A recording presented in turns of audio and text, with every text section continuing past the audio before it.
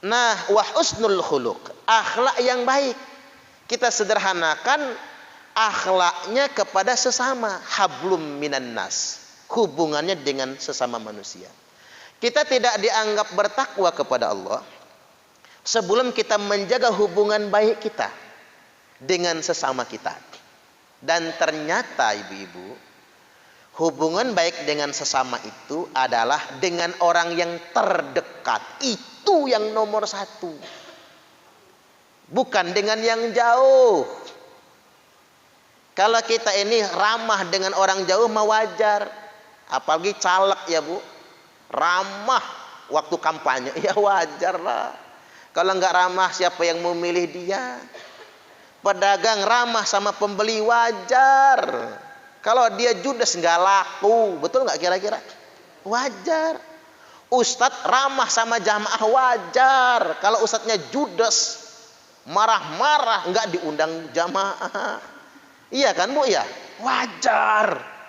Tapi kalau ibu-ibu ramah dengan suami, orang terdekat, itu luar biasa.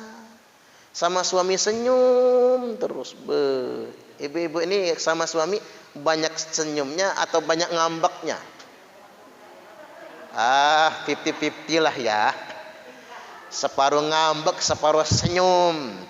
Itu baru luar biasa, ramah dengan suami.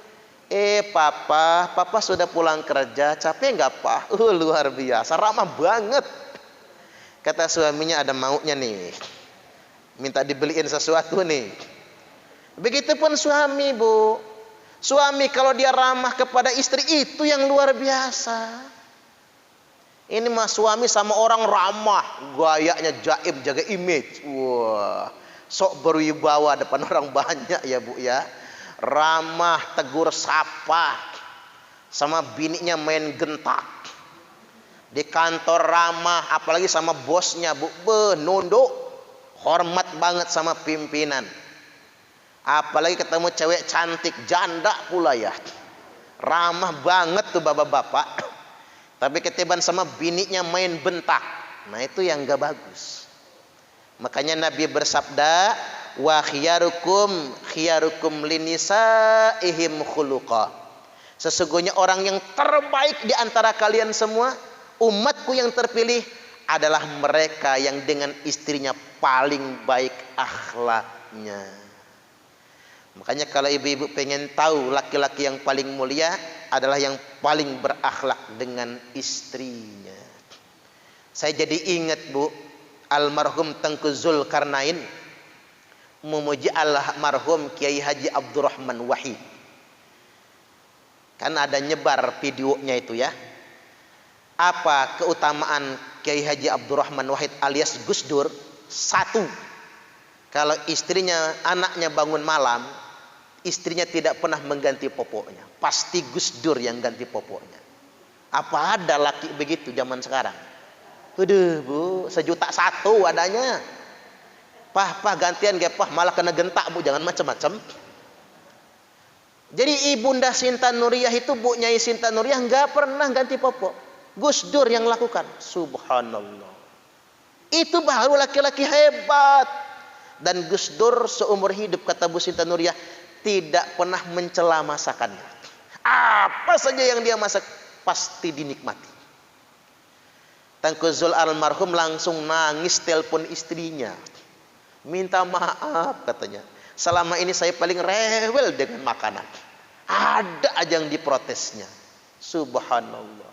Kadang-kadang kita tidak menyadari ukuran orang terbaik itu bagaimana cara dia memperlakukan orang terdekatnya. Makanya ibu-ibu rahimakumullah, orang pertama yang harus diperlakukan dengan baik adalah suami kalau dia istri. Kalau suami ya istrinya sendiri. Habis itu anak-anak, orang tua jelas. Baru bicara tetangga yang lain-lainnya. Karena tetangga kita juga adalah tetangga yang terbaik. Karena hidup yang paling bahagia ini adalah punya tetangga yang baik. Wal jarus solih, punya tetangga yang baik. Nggak enak ya bu kalau punya tetangga nggak baik, betul nggak kira-kira? Kalau punya tetangga nggak baik tuh sengsara hidup. Betapa banyak orang yang pengen buru-buru pindah, bukan karena rumahnya ndak nyaman, bukan, tapi karena tetangganya jahat. Makanya kita ini jangan jadi tetangga yang jahat bagi tetangga kita. Menjadilah tetangga yang baik ya Bu. Karena itu bagian dari kebahagiaan. Dan tetangga yang terbaik adalah tidak pernah menyebarkan aib tetangganya, tidak pernah menguntit tetangganya, tidak pernah tajasus, dan selalu meringankan beban tetangganya. Makanya tetangga itu keluarga kita juga. Makanya apa-apa dahulukan tetangga. Karena kalau terjadi sesuatu yang emergensi pasti tetangga yang nolong, betul nggak? Bukan orang lain. Satu hal juga yang ingin saya klarifikasi ya Bu, karena ada yang nanya sama saya, Ustadz, benar nggak sih kalimat begini? Kalau harta suami itu harta istri juga. Tapi kalau harta istri punya istri saja. Itu enggak sepenuhnya benar. Kalau gaji suami itu punya suami dan istri. Tapi kalau gaji istri punya istri saja. Ini ada yang nanya begitu, saya jadi mikir, benar juga. Kalau nggak ada yang nanya, nggak mikir saya. Tak pikirin, tak buka lagi kitab. Iya juga ya. Kayaknya dengan bahasa itu ada yang salah. Dengan bahasa itu ada yang salah. Satu begini, saya ingin tegaskan. Apakah gaji suami itu punya suami dan istri? Jawabannya tidak. Setelah saya renungkan, jawabannya tidak. Apakah gaji istri itu punya istri saja? Jawabannya iya. Jawabannya iya. Apakah suami punya kewajiban mencukupi nafkah keluarga? Jawabannya iya. Apakah istri punya kewajiban ikut andil menafkahi keluarga? Jawabannya tidak. Apakah istri boleh ngasih suami buat nambah nafkah keluarga yang kurang dari suami? Jawabannya boleh. Hukumnya jadi sedekah. Apakah suami boleh meminta istri mencukupi juga sebagian nafkah keluarga? Jawabannya memalukan. Itu memalukan. Kecuali seandainya suaminya mohon sih mah, maaf, betul, mestinya papa ya mah yang mencukupi keluarga ini, tapi gaji papa nggak cukup, cuman 5 juta mah, 3 juta udah cicilan mobil apaan, sama mah sih minta mobil, yang 2 juta ini nggak cukup mah, belum untuk anak sekolah, gaji mama kepake juga nggak apa-apa ya, maaf, betul, iya pak, mama kasih. Nah bagi ibu-ibu itu sedekah, nggak apa-apa sedekah itu Bu, ngebantu suami. Makanya saya paling sebel Bu sama bujang-bujang kalau cari bini, cari yang sudah kerja. Sebel. Ngapa sebel? Kerjaanmu memanfaatkan istrinya ini. Cemen loh. Nggak boleh begitu niatnya itu. Niatnya apa? Kata saya kalau cari istri yang sudah kerja. Ya kan Ustadz, yang nyari nafkah bukan cuma saya sendiri. Bisa barengan sama istri. Kamu cemen kata saya. Cemen. Suami hebat nggak pernah berkata begitu. Tapi boleh istrinya ngasih, gitu. Karena nggak cukup gajinya. Istri yang maklum kan, nggak masalah itu. Nah ini yang harus digarisbawahi. Kemudian yang berikutnya, suami saya ingin tegaskan wajib menafkahi istrinya dan keluarganya dan mencukupinya. Maka suami yang hebat Bu, mah nih uang belanja bulanan 15 juta. Belum sampai di situ, belum selesai. Ini yang 15 juta buat belanja, yang 15 juta upah mama karena sudah capek ngurusin rumah tangga. Setuju nggak Bu? Setuju banget, banget malahan. Itu suami hebat, baru hebat. Yang kayak gitu Bu, hebat. Baru hebat itu, laki beneran tuh. Itu laki beneran, jangan membebani istrinya. Ini beda kan, ini 15 juta buat belanja. Yang 15 juta upah mama. Upah apa-apa? Ya mama ngurusin anak 3, upah babysitter. Kan dia membabysitterin sendiri anaknya. Nah mama masak sendiri, ngepel sendiri, upah itu. Seandainya mamah mau nyari orang buat ngasuh anak, nyari orang buat ini, ya bagilah dari duit itu. Enggak kopah, biar mamah kerjakan sendiri. Yang 15 juta mamah gunain shopping, ya silakan. Shopping lah sono. Punya dia kok. Itu bisa kayak gitu alokasinya, Bu. Nah, tapi yang ingin saya klarifikasi, mengapa gaji suami bukan milik istri juga belum tentu. Begini, Bu. Istri itu satu, wajib menafkahi, suami itu wajib menafkahi keluarganya. Umpama dia hasilnya lebih 10 juta buat makan minum rumah tangga, yang 5 juta dia kasih sama orang tuanya, orang tua suami, hak dia. Itulah yang mengapa saya nggak setuju kalau gaji suami dianggap punya istri juga. Hak suami dong mau ngasih kepada ibunya, orang tuanya. Dia mau membantu saudaranya mungkin ya, Bu. Jangan direcokin sama istri. Alangkah serakahnya jadi istri, Bu. Gaji laki 50 juta. Hah, sini. Masuk kantong gua semua. Maka banyak kejadian, Bu, suami pelit. Padahal sukses nggak pernah ngasih orang tua. Kan ngapa? Masuk kantong bini. Selesai, kantong setan soalnya.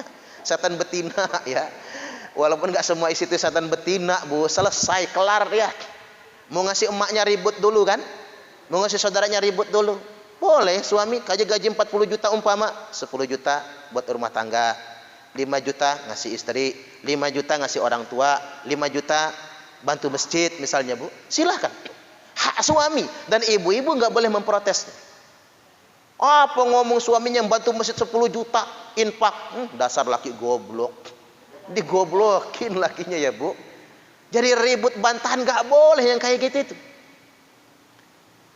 Dan saya ingin tegaskan bahwasanya suami berhak memanagenya. Makanya orang-orang kaya ya, Bu, kalau kita mah secukupnya lah ya. Macam-macam Abu Rizal Bakri, ada rekening istrinya, ini jatah anaknya, ini untuk dirinya sebagainya, boleh. Jadi nggak benar kalau ada kata-kata semua penghasilan suami punya istri, belum tentu. Nah biasanya begini, Bu, semua penghasilan suami buat istri itu gaji 2,5 juta sebulan, serahin semua ke istri, makan di situ, listrik di situ, pulsa di situ, ongkos anak sekolah di situ, cicilan kulkas di situ, cicilan motor di situ, cicilan mobil di situ. Pecah pala bininya.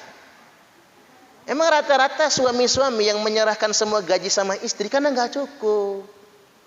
Suaminya tahu makan tiap hari harus pakai ayam, harus pakai ikan.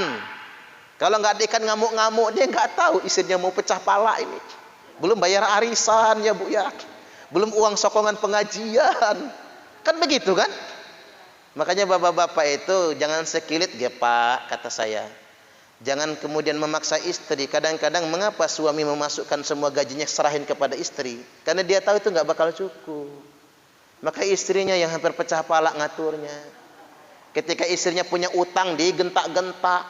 Ngapa kamu ngutang? Nggak izin suami, dasar istri durhaka. Masya Allah. Emang 2,5 juta cukup? Kalau cicilan banyak. Ya kalau cuma buat beli beras mah banyak sisanya itu ya, Bu ya. Ini masalah sekarang mah bukan beras aja, belum kondangannya ya, Bu ya. Apalagi cara di kampung kondangan sampai kunjungan, tambah lagi tuh. Bayangin kalau sehari kondangan 5-10 undangan, gimana ngatur duitnya lagi? Sampai sedemikian rupa. Ini perlu saya luruskan. Jadi ibu-ibu tidak arogan sama suami, suami juga tidak akan pernah arogan sama istrinya. Walaupun pada titik kompromi, istri ngebantu nafkah keluarga boleh, Bu, nggak masalah. Istri bekerja, istri bergaji, atau istri dagang, nggak apa-apa. Bagi ibu-ibu kalau ikhlas itu akan menjadi sedekah. Tapi suami juga mesti bijaksana kepada istrinya. Jadi demikian. Baik, sampai di sini dulu kita buka tanya.